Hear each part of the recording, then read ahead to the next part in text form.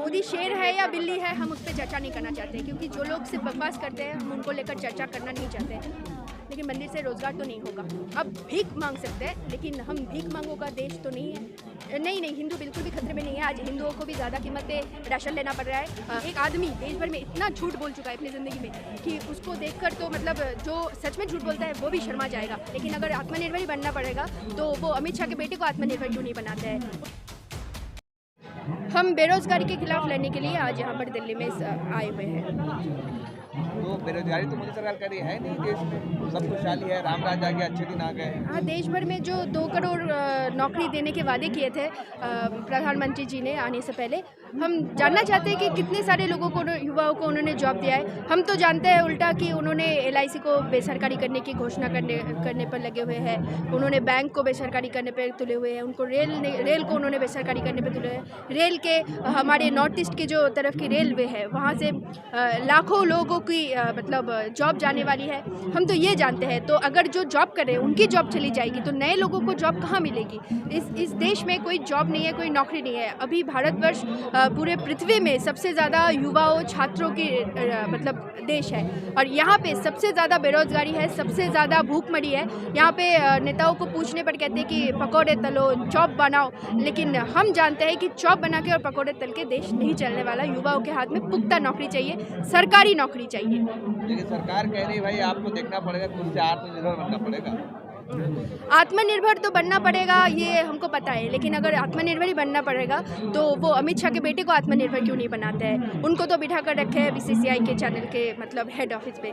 तो आप नेता मंत्रियों के घर पे जो लड़कियां बैठे हुए हैं उनको भी आत्मनिर्भर बनाइए। वो जनता के ऊपर निर्भर क्यों करते हैं, वो क्यों वोट मांगने आते हैं। तो अगर वो जनता के ऊपर निर्भर है तो जनता भी इस देश के सरकार के ऊपर डिपेंडेंट है, नौकरी के लिए, काम के लिए, पढ़ाई के लिए। मोदी जी ने दिखाया है ना कि एक चाय वाला कैसे इस देश का प्रधानमंत्री बन सकता है संघर्ष करके, तो वैसे संघर्ष कीजिए, एग्जाम्पल सेट है उन्होंने। देखिए वो कितना चाय वाला से मतलब प्रधानमंत्री बना है और कितना नहीं बना है, ये इसमें भी हमको झूठ ही लगता है, क्योंकि ये एक आदमी देश भर में इतना झूठ बोल चुका है अपनी ज़िंदगी में कि उसको देखकर तो मतलब जो सच में झूठ बोलता है वो भी शर्मा जाएगा।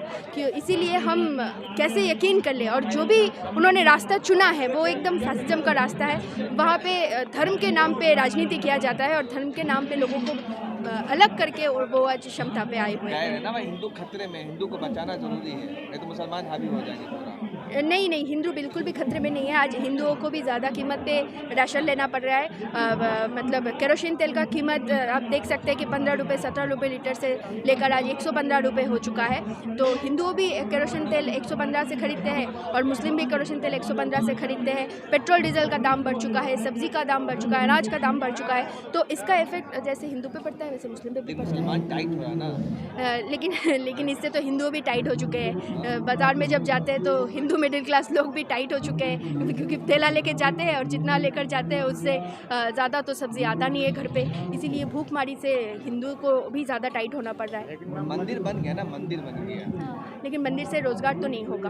अब भीख मांग सकते हैं, लेकिन हम भीख मांगों का देश तो नहीं है। हम यहाँ पर वो आत्मनिर्भर होना का मतलब तो भीख मांगना नहीं है। अपने पैरों पर खड़ा होना है, जॉब करना है, नौकरी करना है। हम देश को आगे बढ़वाना चाहते हैं, जहाँ पे रोशनी के लेकर बात होती है, जहाँ पे लाइट, सोलर लाइट से लेकर आज हम 5G की तरफ चल रहे हैं। वहाँ पे जाकर हमारे देश के प्रधानमंत्री बोलते हैं कि कैंडल जलाओ, थाली बजाओ, अंधेरा करके बैठे रहो। ऐसे वो लड़ाई करना चाहते हैं कोविड से।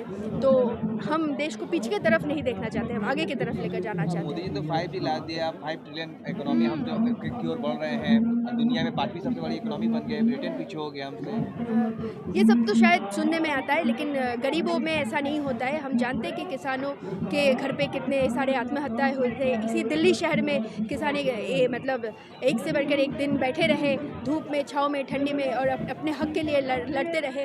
तो देश का असली जो चित्र है, जो छवि है, वो जो बोलते हैं प्रधानमंत्री टीवी पे आके, उससे बिल्कुल अलग है।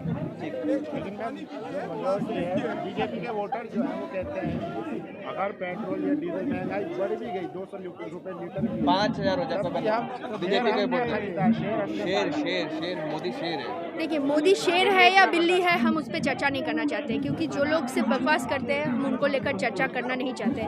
हम लोग जानते हैं कि देश भर की युवा छात्र क्या कह रहे हैं, वो काम मांग रहा है। और फिर इस देश को आगे बढ़ाने के लिए मोदी जी ने जो सबसे ज़्यादा बढ़िया काम किया है, हमको लगता है कि वो है यहाँ के जो मतलब जो नौजवान है, जो जवान है, जो देश के बॉर्डर पे काम करते हैं, उनको भी उन्होंने ठेकेदारी बना दिया है, उनका जॉब भी उन्होंने छीन लिया है। तो ऐसे वो शेर बन रहे हैं और बिल्ली बन रहे हैं, हमको नहीं पता, ये जनता डिसाइड करेगी। लेकिन आज का जो रैली है, जो प्रोग्राम है, उससे हमको समझ में आ रहा है कि युवाएं हमारे साथ है और मोदी जी के खिलाफ देश भर के युवाएं आवाज़ उठा रहे हैं। आप लोग कहते हैं कि रोजगार नहीं है, आप मोदी जी स्कीम लाते हैं अगली 25 जिसमें लाखों युवाओं को रोजगार मिलेगा, उसका भी विरोध करते हैं आप लोग। देखिए, वो तो झूठ बोल रहे हैं। वो इलेक्शन से पहले भी कहा था कि 2 करोड़ युवाओं को नौकरी मिलेगा, लेकिन नहीं मिला।